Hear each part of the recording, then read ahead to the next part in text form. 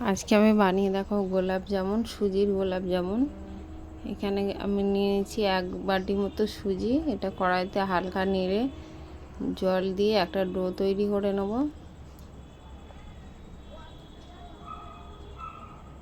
জল দিয়ে একটু ভালো করে ফোটাতে হবে, ফোটালে তাহলে ডোটা তৈরি হবে ভালো করে, নাহলে গোলাপ জামুনগুলো ফেটে যেতে পারে। আর ডোটা রেডি হয়ে গেছে। এটা নামিয়ে ঠান্ডা করে নেব, তারপরে গোলাপ জামুনের আকারে গোল গোল শেপ দিয়ে নেব।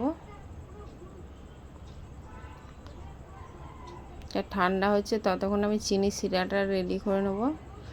দিয়ে দিলাম 2 বাটি চিনি আর তার সম পরিমাণ জল। এতে অল্প বেকিং সোডা, অল্প বেকিং পাউডার দিয়ে সুজিটা ভালো করে মেখে নিতে হবে।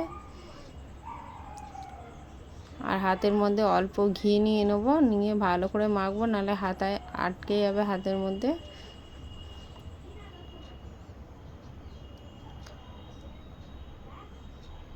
গোলাপ জামুনগুলো এরকম গোল গোল করে বানিয়ে নিচ্ছি। সেই সবগুলো এইভাবে করে বানিয়ে নেব। আর কড়াইতে একটা তেল গরম হতে দেবো। তেলটা হালকা কুসুম গরম থাকবে, তখন গোলাপ জামুনগুলো ছেড়ে দিতে হবে। খুব একদম হাই গরম হলে তাহলে ভেতরটা হবে না ভালো করে।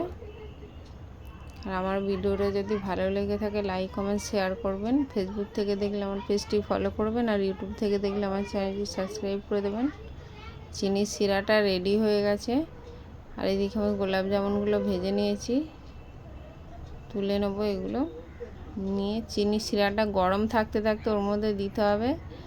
ঠান্ডা হয়ে গেলে গোলাপ জামুনগুলো রস অ্যাবজর্ব করতে পারবে না। একটুখানি ফ্রুট কালার দিয়েছি 1 চুটকি। দেখুন কত সুন্দর রেডি হয়ে গেছে গোলাপ জামুনটা।